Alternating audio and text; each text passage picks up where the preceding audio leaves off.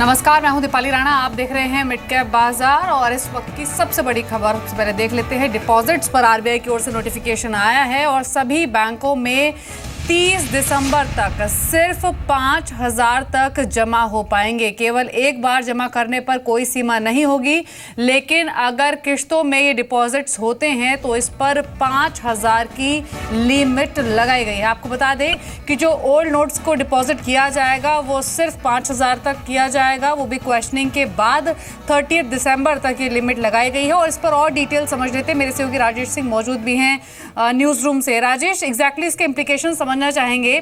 सिर्फ यानी अब सिर्फ 30 दिसंबर तक सिर्फ 5,000 की ही राशि अब जमा हो पाएगी केवाईसी कंप्लायंस अकाउंट्स के जरिए? नहीं, बिल्कुल ऐसी बात नहीं है।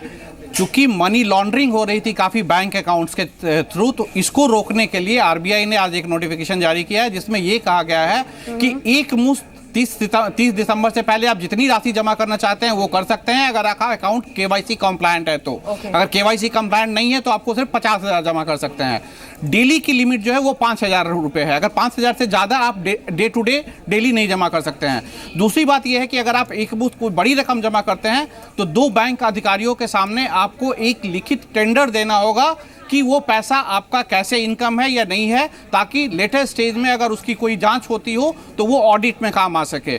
तीसरी चीज ये क्लैरिफिकेशन है कि प्रधानमंत्री गरीब कल्याण योजना है जिसमें पेनल्टी देके आप 50% पेनल्टी प्लस 25% 4 CL के लॉक इन में अगर पैसा जमा करते हैं तो उसके लिए आपको कोई लीगल टेंडर या कोई ओथ नहीं देना होगा या ये नहीं देना होगा। अगर आप वो नहीं करते हैं, सिर्फ अपना पैसा डिक्लेयर करते हैं एक बड़ी रकम, तो आपको 2 बैंक अधिकारियों के सामने एक लिखित में एडमिट करना हो कि वो पैसा आपका इनकम है, आप कहाँ से, आपको इनकम का सोर्स बताना होगा और वो पैसा फिर आप डिपॉजिट कर सकते हैं। तो एक बहुत बड़ा डेवलपमेंट, 30 दिसंबर तक जमा तो आप कर पाएंगे, लेकिन किश्तों में अगर आप जमा कर रहे हैं तो 5,000 की लिमिट उस पर लगाई गई है। राजेश जी, आप बने रहे हमारे साथ। टैक्स एक्सपर्ट असीम चावला भी इस वक्त फोन लाइन पर जुड़े हैं। असीम जी, सबसे पहले तो आपका एक क्विक रिएक्शन चाहेंगे। 30 दिसंबर का जो समय है अभी भी उतना ही समय दिया गया है, लेकिन एक बड़ा बदलाव कि एक मुश्त आप सारा पैसा एक साथ जमा कर सकते हैं, कोई पूछताछ नहीं होगी, लेकिन अगर आप किश्तों में जमा कर रहे हैं तो 5,000 की लिमिट है। Your first. हाँ जी, बिल्कुल ठीक। जो सर्कुलर आया है रिजर्व बैंक ऑफ इंडिया से, चीफ जनरल मैनेजर के ऑफिस से, उन्होंने ये क्लियरली स्पष्ट कर दिया है कि जो हाई वैल्यू जो डिपॉजिट हैं, जो बैंक नोट्स के 5,000 के तक वो जो है वही अलाउड होगा क्रेडिट होना इन नॉर्मल कोर्स 30 दिसंबर 2016 तक। और अगर उसके बाद आप क्यूमुलेटिव देख रहे हैं तो जैसे आपके सहयोगी ने कहा है वो अब रिस्ट्रिक्टेड रहेगा अप टू 50,000। पर इसमें जो छूट है वो उसी डिपॉजिट की है। अगर कोई प्रधानमंत्री गरीब कल्याण योजना के तहत में वो अपनी डिक्लेरेशन, इन अदर वर्ड्स वो अपना डिपॉजिट करना चाह रहा है, तो वो वाली रिस्ट्रिक्शन उस सिचुएशन में नहीं लगेगी। आपके माध्यम से मैं दर्शकों को बता दूं कि जो टैक्स डिक्लेरेशन स्कीम है वो ये कहती है कि अगर आप कोई अनअकाउंटेड कैश या डिपॉजिट डिक्लेयर करना चाहते हैं तो उस पर तकरीबन 50% टैक्स लगेगा और 25% वो अमाउंट जो है आपको गरीब कल्याण योजना स्कीम में 4 साल तक रखना पड़ेगा, जिसपे कोई ब्याज नहीं है। तो अगर उस स्कीम के तहत आप जमा करा रहे हैं तो ये 5,000 और 50,000 वाली जो नया आरबीआई का नोटिफिकेशन है वो नहीं लगेगा। बट ये एक बहुत बड़ा बदलाव है। इससे जो एक जनधन योजना और जो एक सोच थी कि छोटे अकाउंट को मिसयूज किया जा रहा है और पैसा जमा कराया जा रहा है, उसमें काफी एक बदलाव आएगा। पर ऐसी सोच अगर आरबीआई की और सरकार की 8 नवंबर से होती तो शायद वो जो मिसयूज जनधन का है और जिससे कहा जा रहा है कि काफी ब्लैक मनी दोबारा जनरेट हुआ है, वो शायद चेक हो जाता। But better late than never. अब इस बचे हुए 15 दिन में इससे कुछ शायद कुछ फायदा हो। जी, इनफैक्ट असीम जी आप बने रहिए हमारे साथ। इस बीच एक और मेहमान हमारे साथ हैं फोन लाइन पर, मिस्टर रजनीश कुमार हैं स्टेट बैंक ऑफ इंडिया से। रजनीश जी नमस्कार, स्वागत है आपका। सबसे पहले आपसे समझना चाहेंगे जो ये क्लैरिफिकेशन आया है आरबीआई की ओर से, रजनीश जी इसकी बारीकियां आपसे समझना चाहेंगे। अगर केवाईसी कंप्लायंट नहीं है तो 50,000 की शायद लिमिट लगाई गई है, और अगर केवाईसी कंप्लायंट है तो 5,000 डेली डिपॉजिट हो सकते हैं, और अगर 50,000 से ज्यादा की रकम डिपॉजिट होती है तो क्या बैंक ऑफिशियल्स पूछताछ भी करेंगे? नहीं, इसमें जो है 5,000 से ज्यादा का अगर एक बार में रकम जमा होती है तो उसका जो है एक सेटिस्फैक्ट्री एक्सप्लेनेशन देना होगा 2 ऑफिशियल्स की प्रेजेंस में। आरबीआई का सर्कुलर ये कहता है। और अगर मान लीजिए आप 4-5 बार आते हैं या कुछ है, तो टोटल एग्रीगेट वैल्यू 5000 से अगर ज्यादा होगी तो वही प्रोसेस फॉलो करना होगा। एंड 5000 से जो रेस्ट्रिक्शन है कि 50,000 से ज्यादा जो है नहीं जमा हो सकता है अगर अकाउंट केवाईसी कंप्लाइंट नहीं है, वो तो पुरानी रिक्वायरमेंट है, अब भी रहेगी। जी, लेकिन जो भी नोटिफिकेशंस जारी हुई है इमीडिएटली एप्लीकेबल होंगे बैंकों के पार्ट पर? अभी कहा तो उन्होंने कि इमीडिएटली एप्लीकेबल होंगे। अब हम लोग देखते हैं कि कैसे उसको इमीडिएटली एप्लीकेबल किया जाए, क्योंकि सिस्टम लेवल चेंज वगैरह करने में टाइम तो थोड़ा लगता है, लेकिन इमीडिएटली इंस्ट्रक्शंस तो हमारी तरफ से ब्रांचेस को इशू कर दिए जाएंगे।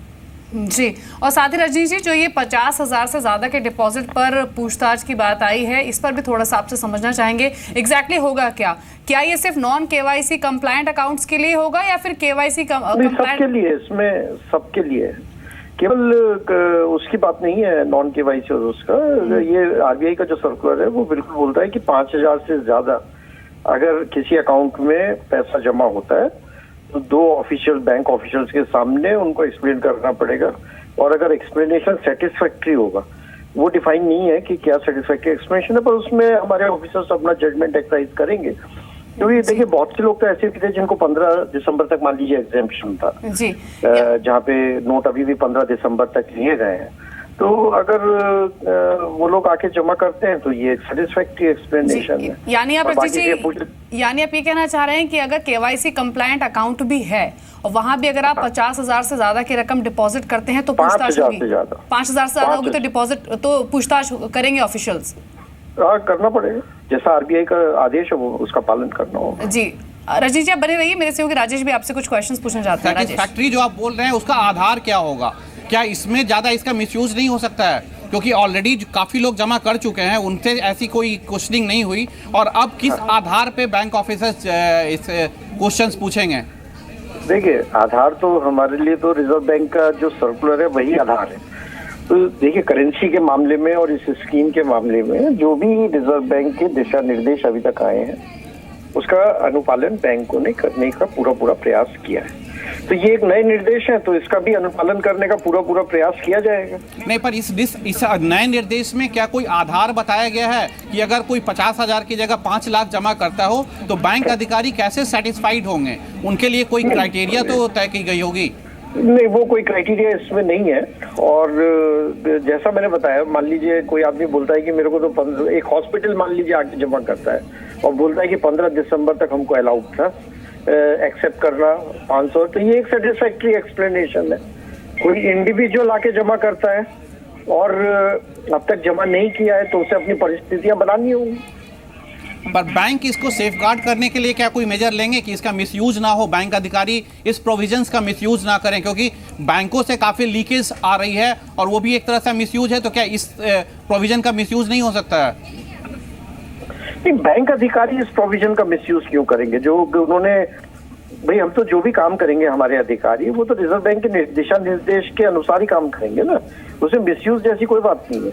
और क्योंकि ये जो भी एक्सप्लेनेशन है वो रखना है, उसको आगे कभी भी आरबीआई या टैक्स अथॉरिटीज कभी भी उसको ऑडिट ट्रेल हमको देना है तो वो ऑडिट ट्रेल उनको दे दिया जाएगा। और एक क्लैरिफिकेशन और चाहते हैं, क्या ये सारे बैंकों में होंगे या इंक्लूडिंग कोऑपरेटिव बैंक्स? सभी में होना चाहिए। ये सारे बैंकों में होंगे इंक्लूडिंग डिस्ट्रिक्ट कोऑपरेटिव बैंक्स और कोऑपरेटिव बैंक्स? क्या वहां भी पैसे जमा होंगे? जिनको भी 500 और 1000 रुपए का नोट बदलने की इजाजत दी गई है तो उन पे तो सभी पे एप्लीकेबल होगा। जी, इनफैक्ट रजनीश जी एक चीज और आरबीआई की ओर से आया है कि जो भी पूरा ब्यौरा होगा वो रिकॉर्ड किया जाएगा और इसको आगे ऑडिट के लिए भी भेजा जाएगा। इस एस्पेक्ट को भी आपसे समझना चाहेंगे एग्जैक्टली ये क्या है? यानी अब जो अपकमिंग अब जो आगे डिपॉजिट्स होंगे, डिपॉजिट्स के मद्देनजर जो कॉन्वर्सेशन होगा उसके रिकॉर्डिंग की बात हो रही है? रिकॉर्डिंग जैसी कोई बात नहीं है। जो एक्सप्लेनेशन लिया गया है 2 ऑफिशियल के सामने, अभी तो हमें भी कुछ इसका जो अपना प्रोसेस है अब हम लोग देखेंगे इसको कि किस तरह से स्टैंडर्ड ऑपरेटिंग प्रोसीजर में अमेंडमेंट करा जाए। और कहा जाता है कि audit trail at a later stage available होनी चाहिए। उसका मतलब ये होता है कि आपने जो भी काम किया है वो आपके रिकॉर्ड्स में, अगर कोई अधिकारी आपसे रिजर्व बैंक के उस कागज को देखना चाहते हैं तो वो कागज बैंक को दिखाना होगा। जी सर, जैसा कि आपने बताया कि ये सर्कुलर अभी जारी नहीं हुआ है, लेकिन मोस्ट लाइकली ये इमीडिएट इफेक्ट से ही होगा। तो आपसे ये समझना चाहेंगे कि सो फार केवाईसी और साथ ही नॉन केवाईसी अकाउंट्स के लिए पहले से भी यही क्लैरिफिकेशन सरकार की तरफ से है कि आपको सोर्स बताना है, इसमें कोई बदलाव नहीं है। जो समय है 30 दिसंबर का वो भी अभी तक सेम है। आपको लगता है कि ये जो अब नया डेवलपमेंट हुआ है कि आपको एक मुश्त जमा पर एक लिमिट है, इससे कह सकते हैं कि कई लोग, क्योंकि शुरुआत में बैंकों में लंबी कतारें थी जिसके चलते कई ऐसे लोग होंगे जो जेन्युइन ट्रांजैक्शंस हैं, जिनके पास जेन्युइनली काफ़ी कैश है, लेकिन फिर भी जैसा कि हमें मिल रही है जानकारी कि उनको एक्सप्लेन करना होगा। जैसा कि राजेश जी भी कुछ देर पहले पूछ रहे थे कि ये इसकी डेफिनेशन क्या है, सेटिस्फैक्ट्री एक्सप्लेनेशन से क्या मतलब है आपका? नहीं, वो तो देखिए इस क्वेश्चन का आंसर मुझे भी देना देखिए थोड़ा मुश्किल है कि सेटिस्फैक्ट्री एक्सप्लेनेशन का क्या मतलब है। लेकिन जहाँ तक ये जो जेन्युइन आदमी है, जिसने चाहे पहले जमा किया हो चाहे अब जमा करेगा, राइट, एक ये एडिशनल प्रिकॉशन जरूर लिया गया है। लेकिन जहाँ तक जेन्युइननेस का सवाल है, तो जेन्युइन आदमी को तो इस सिस्टम में कभी डरने की वैसे ना पहले जरूरत थी ना आज जरूरत है। तो जेन्युइन आदमी क्यों डरेगा? जी जी, तो जेन्युइन आदमी को तो डरने का कभी कोई जरूरत होना ही नहीं चाहिए। अगर मेरे पास एक्सप्लेनेशन है कि मेरे पास इतना जो है पुराना नोट था, तो मैं जो उसको एक्सप्लेन करूंगा टैक्स अथॉरिटीज को या आरबीआई को। तो उसमें तो कोई, मुझे नहीं लगता कि कोई इसमें ऐसा कोई चीज है कि जिन्होंने पहले जमा किया वो सब जेन्युइन लोग थे और अब जो जमा करेंगे वो जेन्युइन नहीं है। मिस्टर रजनीश कुमार, हम विदाउट प्रेजुडिस हम ये कहना चाहते हैं कि बहुत सारी खबरें आ रही कि बैंक अधिकारी कमीशन लेकर पुराने नोट बदल रहे हैं और ये कर रहे हैं, ऐसी खबरें मीडिया में और हर जगह आ रही है। हम विदाउट एनी प्रेजुडिस हम किसी पे आरोप नहीं लगा रहे हैं, लेकिन क्या इस जो नए कंडीशन किए गए हैं कि 2 बैंक अधिकारियों के सेटिस्फेक्शन पे आप ज्यादा रकम जमा कर सकते हैं, इसका मिसयूज नहीं हो सकता है? दोनों चीजों का कोई ताल्लुक नहीं है। ये तो अकाउंट में पैसा जमा करना है, पहले भी आप जमा कर रहे थे, उसके बदले में आपको जो विड्रॉल पे रेस्ट्रिक्शन है वो रेस्ट्रिक्शन तो पहले भी था और अब भी है। करंट अकाउंट से आप 50,000 रुपए पर वीक से ज्यादा नहीं निकाल सकते हैं और सेविंग्स बैंक से 24,000 पर वीक से ज्यादा नहीं निकाल सकते हैं। तो वो रेस्ट्रिक्शन तो अभी वैसे का वैसा बना हुआ है।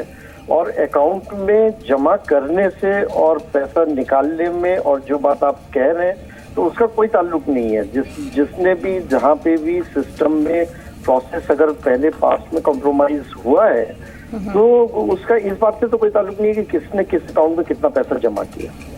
जी चलिए, शुक्रिया रजनीश जी बातचीत करने के लिए जी बिजनेस से। असीम चावला टैक्स एक्सपर्ट हमारे साथ ऑलरेडी बने हुए हैं। असीम जी, अब जैसे रजनीश जी से बातचीत हो रही थी, उन्होंने यहाँ पर क्लैरिटी दी कि अगर आप केवाईसी कंप्लायंट अकाउंट में 5,000 से ज़्यादा डिपॉजिट कराएंगे तो आपसे पूछताछ होगी, और अगर नॉन केवाईसी कंप्लायंट के जरिए 50,000 का लमसम अमाउंट होता है तो आपसे पूछताछ की जाएगी। हालांकि ये इन्फॉर्मेशन उनको मिली है, लेकिन वो भी ये बात कह रहे थे कि इसको इमीडिएट इफेक्ट से लागू करने के लिए उनको भी प्रिपरेशंस करनी पड़ेंगी। लेकिन क्या आपको लगता है कि ये मेजर्स, जो मनी लॉन्ड्रिंग हो रही थी या फिर जो शिकायतें सामने आ रही थी कि हाँ बैंक ऑफिशियल्स घपला करके यहाँ पर नोट बदल रहे हैं, उस सब पर लगाम लग सकेगी? हाँ जी, इससे फर्क तो पड़ेगा, बट इंग्लिश में जैसे कहते हैं टू लिटिल और टू लेट। और अगर आप इस सर्कुलर को पढ़ें जो कि address to all cooperative state और अदर बैंक हैं, जो आपके सहयोगी का भी सवाल था, ये जो पैसा जमा 5,000 से ज्यादा है, इसको अगर आप सर्कुलर को ध्यान से पढ़ते हैं तो ये वन टाइम ही है। 5,000 से ज्यादा जो अगर क्रेडिट होगा तो वो एक ही बार होगा, रिमेनिंग पीरियड 30 दिसंबर 2016 तक। तो ये जो अपॉर्चुनिटी है 5,000 से ज्यादा जमा कराने की, वो ओनली वंस अवेलेबल है। बाकी आपने नॉन केवाईसी और केवाईसी को ठीक से एक्सप्लेन किया। यहाँ पर बहुत महत्वपूर्ण है ये सेटिस्फैक्शन, क्योंकि आप इनकम टैक्स के जो अमेंडमेंट पारित हुए हैं, जो अब लागू हो गए, उससे जो सेक्शन 115 BE की धारा में अमेंडमेंट हो गई, जिसका टैक्स रेट सीधा उठा के 60% कर दिया। अगर ये प्रूव हो जाता है कि ये नॉन सेटिस्फैक्शन थी, तो इनकम टैक्स डिपार्टमेंट जितने भी क्रेडिट हैं उनको अनएक्सप्लेन मान के उस पर सीधा 60% का टैक्स लगा सकती है। तो इस दौरान आज के बाद जो भी डिपॉजिट्स होंगे जहां पर सेटिस्फैक्शन का रोल होगा बैंक अथॉरिटीज का, वो एक इम्पॉर्टेंट डॉक्यूमेंट माना जाएगा इनकम टैक्स की असेसमेंट के दौरान कि क्या वो सेटिस्फैक्शन रिकॉर्ड ठीक से हुई, और वो सेटिस्फैक्शन एक आधार बनेगा इनकम टैक्स डिपार्टमेंट के लिए इसको कंक्लूड करने का कि क्या ये अनएक्सप्लेन है या नहीं है। तो काफी दारोमदार इनकम टैक्स की डिटर्मिनेशन इस सेटिस्फैक्शन पे आ सकती है। जी जी शुक्रिया आसिम जी समझाने के लिए पूरी खबर और अपना व्यू पॉइंट भी इस पर रखने के लिए। तो एक इम्पॉर्टेंट डेवलपमेंट कि 30 दिसंबर तक आप जमा तो कर पाएंगे, लेकिन अगर आप किश्तों में पैसे जमा कर रहे हैं तो 5,000 की लिमिट इस पर लगाई गई है। उससे ज़्यादा रकम जमा करने पर आपको बैंक अधिकारियों को एक सैटिस्फैक्ट्री एक्सप्लेनेशन देनी होगी कि ये रकम का सोर्स भी आपको बताना होगा और साथ ही आपको ये बताना होगा कि पहले आपने ये पैसे क्यों नहीं